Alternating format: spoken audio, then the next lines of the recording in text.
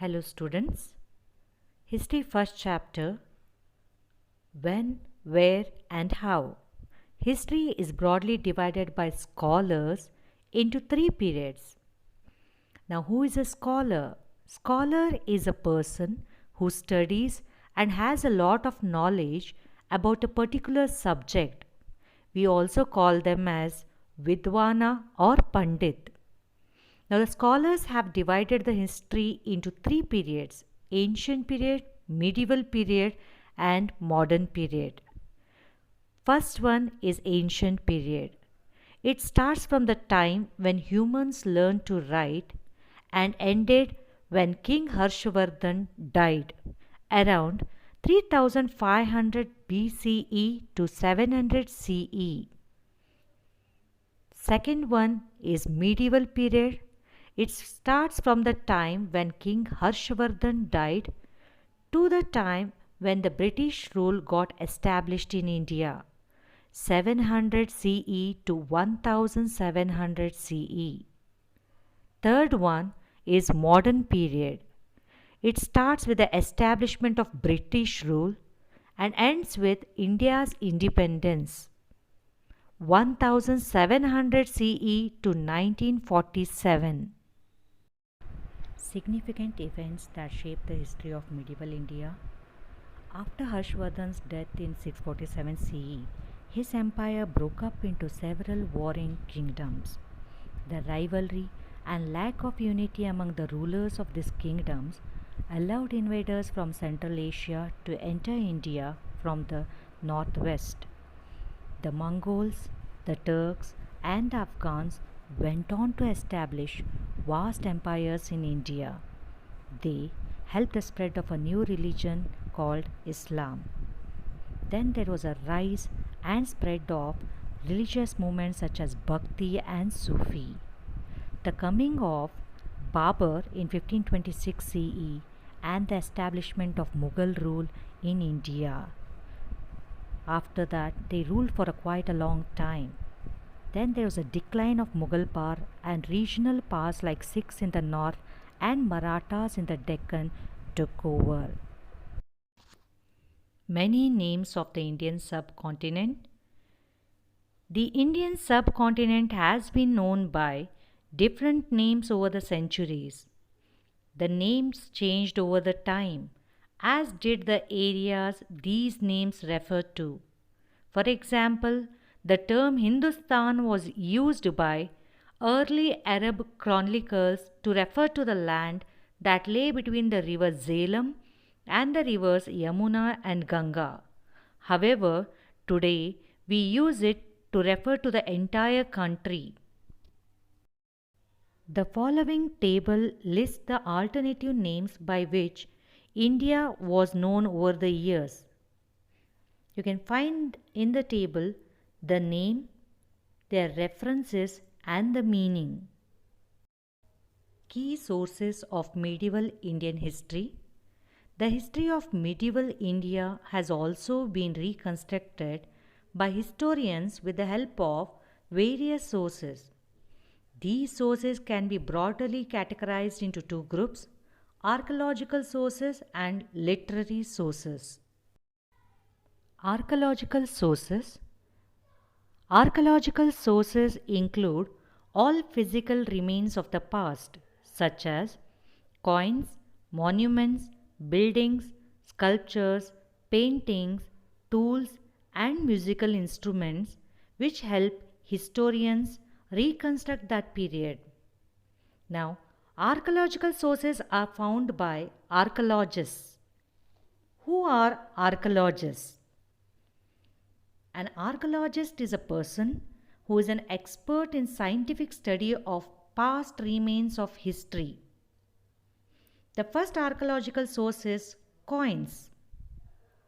Coins found by archaeologists tell us about the rulers who issued the coins, the period in which the coin was made, the state of the economy, the kings ruling during that period, the symbols of that dynasty, the extent of the empire, and much more.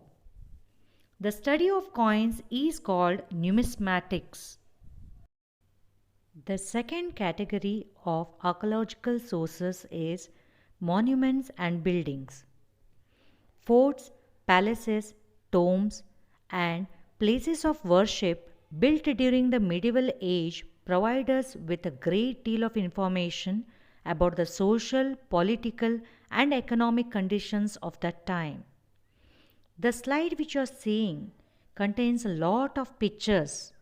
Forts, you can see the Agra fort, the palaces like the Mysore Palace and the Rajwada Palace located in Kolhapur.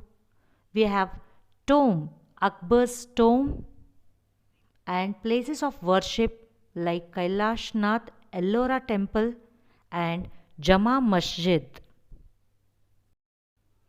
The third category of archaeological sources is paintings and sculptures.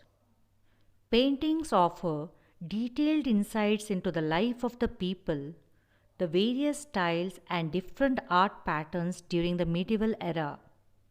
Exquisitely painted miniature paintings were an important contribution during that period.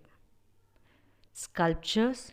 The sculptures were made of stone, wood, or bronze. For example, the bronze statues created during the rule of Cholas in 10th century CE.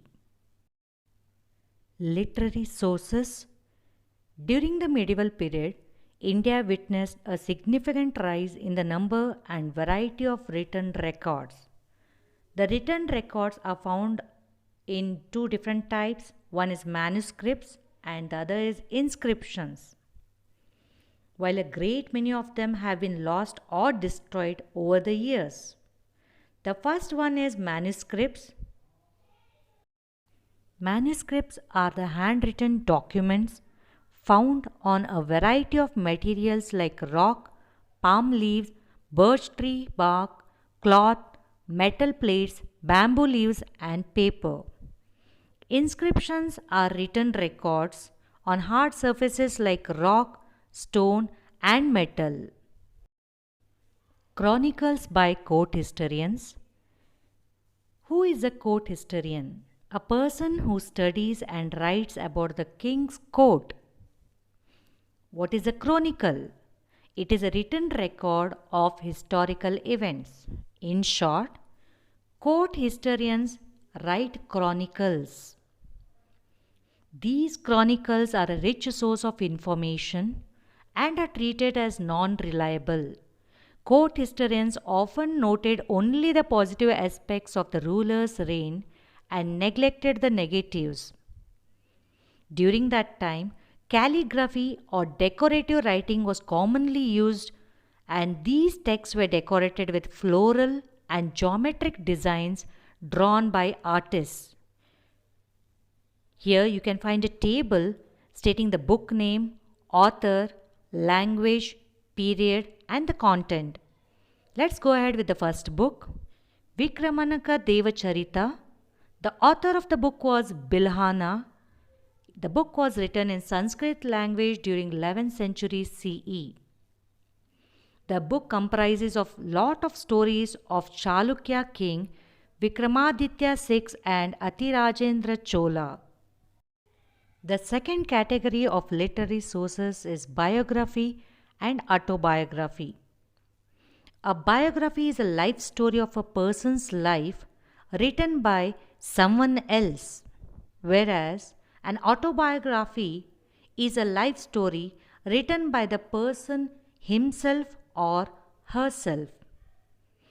The biography and autobiographies of the rulers of the medieval age are an important source of historical information.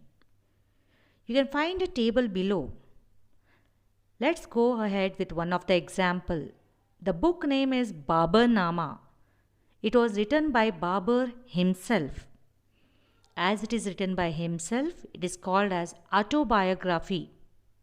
The book is written in Turkic language in 16th century. The third category of literary sources is travel logs. Travel logs are written by travelers who visited India during the medieval era as pilgrims, students, and royal ambassadors. They wrote at length about the kingdoms they visited, the respective administrative systems, and the lives of the common people. Here you can find a table. The first one is Tariq-e-Hind. It was a book written by Al-Biruni in Arabic language during 11th century. The contents of the book are: it is a complete study about India, which includes history, geography, geology, religion, science, and mathematics.